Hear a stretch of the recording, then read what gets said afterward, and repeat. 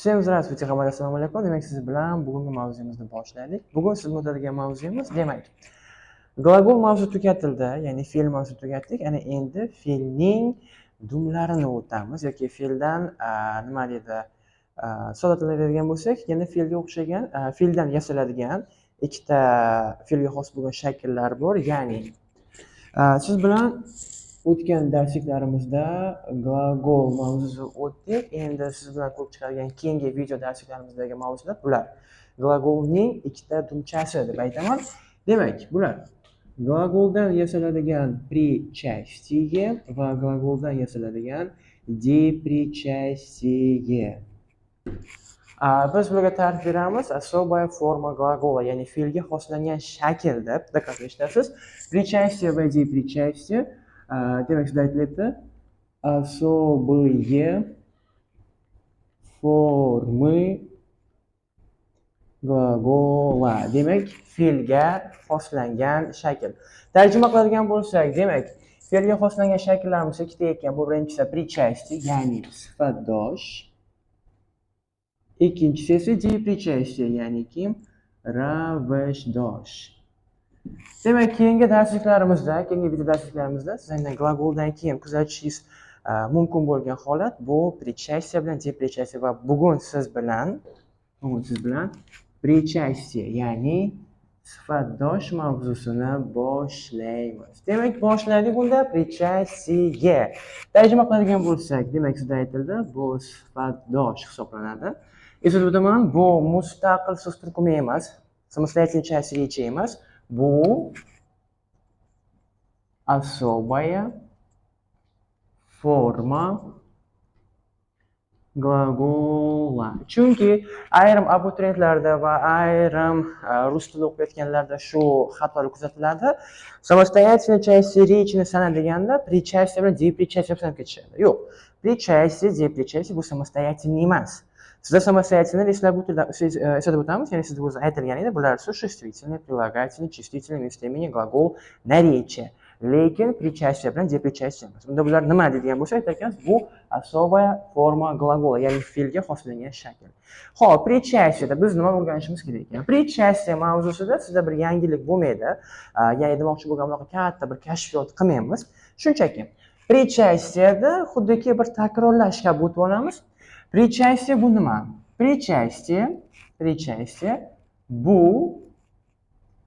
ikkita самостоятельный часть речиning qo'shilmasi. Ya'ni причастие bu gлагол plus прилагательный hisoblanadi ekan. Ya'ni sifatdosh bu nima ekan deganda e'tibor berasiz. Nomiga e'tibor bering. Sifatdosh. Sifatdosh. Demak, причастие sifatdosh bu nima? Sifatdosh bu gлагол va прилагательныйning qo'shilmasi hisoblanadi. Ya'ni fe'l va sifatni diqqat qilasiz. Fe'l va sifatni qo'shib yoki fe'l va sifatning qo'shilmasi bu причастие hisoblanar ekan. Shunga sizga aytyapman, demak, bu yerda bir yangi katta kashfiyot qilmaymiz, bir katta kashfiyot, bir katta yangilik bo'lmaydi. Shunchaki gлагол bir повтор bo'lar ekan, прилагательный bir повтор bo'lar ekan. Faqat diqqat eshitasiz, siz glagolda yaxshi bo'lsangiz va прилагательныйda yaxshi bo'lsangiz, причастиеda umuman qiynalmas ekansiz. Umuman qiynalmaysiz. Demak, boshlaylik glagoldan. Demak, причастие diqqat eshitasiz, glagoldan nimalar olamiz, прилагательныйdan nimalar olar ekanmiz. Ya'ni demoqchi bo'lganim, esingizda bo'lsa, sizda aytilgan edi, glagolda, ya'ni har qanday fe'lga biz 9 ta priznak sanab o'tgan edik. 9 ta belgi bor deb aytilgan edi. Agar unda sizda glagolda nuqsonlar bo'ladigan bo'lsa, undan oldingi video darsini kuzatishingiz mumkin. Прилагательныйda esa jami 6 ta belgi bor deb aytilgan edi va eslatib o'taman, sizda har qanday harakatga 9 ta taraf aytib berishingiz shart va har qanday sifatga 6 ta taraf aytishingiz shart. Chunki прилагательныйda 6 ta priznak bor, glagolda esa 9 ta priznak bor. Endi причастиеda bularning hammasi emas. Glagoldan olar ekanmiz mana shu 9 tadan 4 tasini, прилагательныйda ham olamiz mana shu 6 tadan 4 tasini. Demak, прилагательныйdan 4 ta belgini olamiz. Glagoldan 4 ta belgi olamiz va причастие yasar ekanmiz. Demak, boshladik. Glagoldan nima olar ekanmiz? Glagoldan birinchi oladigan narsamiz bu nima? Birinchi. Glagoldan siz bilan oladigan narsamiz bu albatta vid. Eslatib o'taman, bizda glagol mavzusida vid alohida o'tilgan edi. Agar siz glagolda yaxshi bo'lsangiz, причастиеda umuman qiynalmaysiz. Vid ikkiga bo'linadi, juda yaxshi bilasiz. Bu несовершенный va совершенный.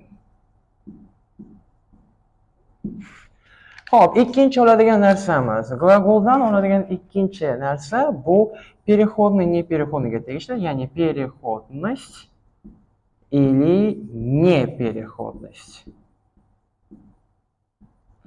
Ya'ni yo переходный bo'ladi yoki непереходный bo'ladi. Buni juda yaxshi bilasiz. Xo'p, uchinchi oladigan narsamiz bu возвратность или невозвратность.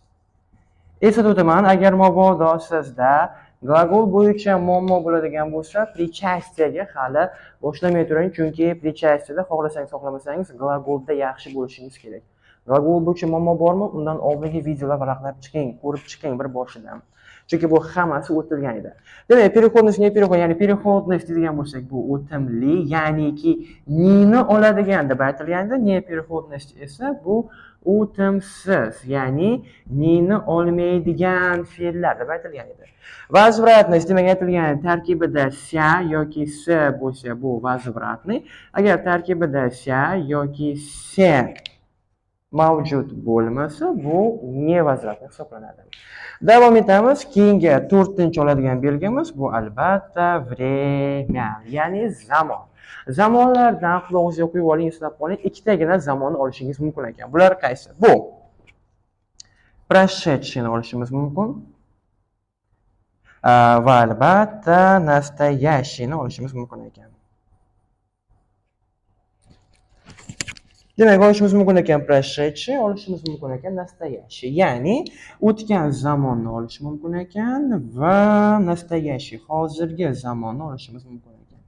Demak, причастие mavzusida, причастие mavzusida o'taman, bizda unaqa katta kashfiyot bo'lmaydi.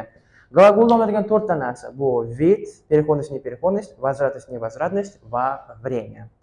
Eslatib o'taman, bu yerda спряжение, наклонение yo bo'lmasa sizda yana o'sha mavzuda o'tilgan edi, litsolar kabi mavzu bu yerda kerak emas. Endi прилагательныйga o'tamiz. Xo'p, прилагательныйdan nima o'g'irlar ekanmiz? Прилагательныйda demak siz aytilgan 6 ta belgidan bor yo'g'i 4 tasini olishimiz kerak ekan. Bular qaysi? Demak, albatta sizga tanish bo'lgandan boshlaymiz. Demak, diqqat berasiz. Bu rod. Ikkinchisi oladigan narsamiz число, uchinchi oladigan narsamiz bu падеж. Прилагательный juda yaxshi bilasiz, непостоянный prezentga kirgizgan edik, rod, число, падеж. Va 4-chi siz bilan oladigan narsamiz bu forma. Xuddi прилагательныйga o'xshab, agar esingizda bo'lsa, прилагательныйda ikkita turdagi forma bor edi. Ya'ni прилагательныйda ham bor edi полная forma, прилагательныйda bor edi краткая forma. Demak, to'liq shakl va qisqa shakl agar tarjima qiladigan bo'lsak. Demak, полная forma bu sizda to'liq shakl, краткая forma esa bu sizda qisqa shakl. To'liq shakl, qisqa shakl esa o'taman, sizda aytilgan edi, bu yerda eng yaxshi variant окончаниядagi harflar miqdoriga qarab ishlang deyilgan edi. Agar окончание tarkibida 2 va undan ortiq harf bo'ladigan bo'lsa, bu sizda полная forma edi. Agar нулевой окончание yoki bittagina harf bo'ladigan bo'lsa, u sizda краткая forma hisoblangan edi. Hamma esladi. Xo'p, demak, rod juda yaxshi bilasiz. Demak, bizda rodlar ketadi. Yo мужской род, yoki женский род, yoki средний род, число yo единственного числа или множественного числа. Падежga o'tadigan bo'lsak, demak, именительный, родительный, дательный, винительный, творительный, предложный. Juda yaxshi bilasiz. Demak, diqqatli eshitasiz. Biz причастие ta'rif berayotgan paytimizda, причастие ta'rif berish jarayonida 8 ta ta'rif aytishimiz kerak ekan.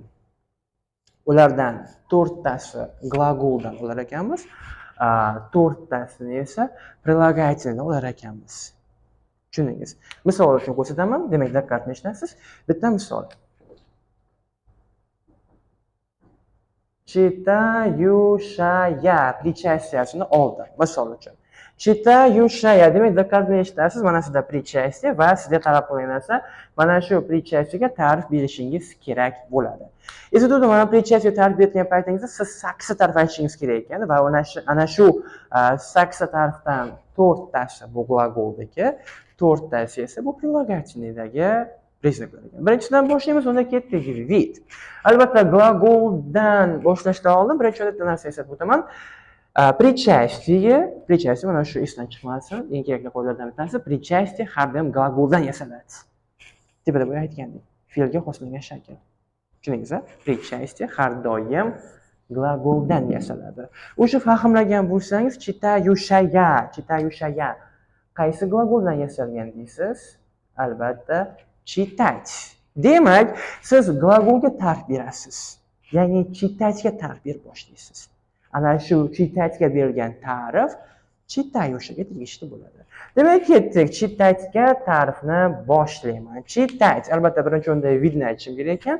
Vidiga ko'ra juda yaxshi bilasiz. Chitать, прочитать. Прочитать совершенно, chitать esa несовершенный. Birinchi biriga ketdim. Keyingisi переходность, непереходность. Demak, sizda aytilgan edi, qiladigan ishimiz. Ni bog'lab qo'yishimiz kerak ekan. Xohlagan otib qo'yamiz. O'qimoq. Kitobni, romanni, asarni bo'ldi. Nini olish nima uchun bu переходный.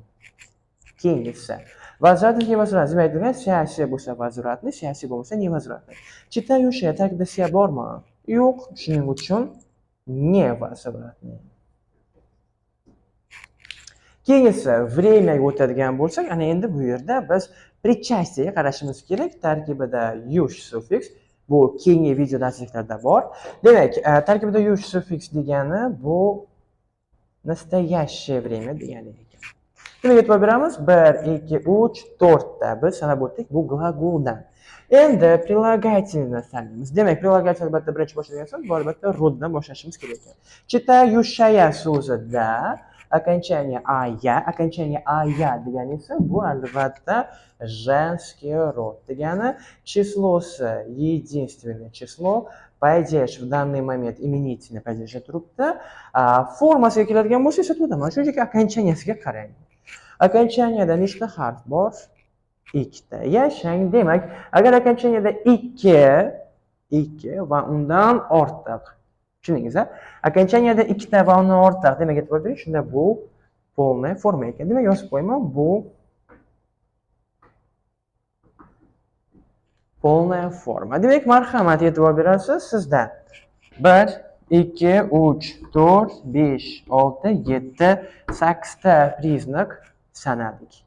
Ana shu tarzda ishlab berishingiz kerak ekan. Demak, причастие mavzusida eslatib o'taman, sizda hech qanday bir katta kashfiyot qilmaymiz. Bittagina zo'r narsa, причастие qo'lga keladigan narsa bu повтор.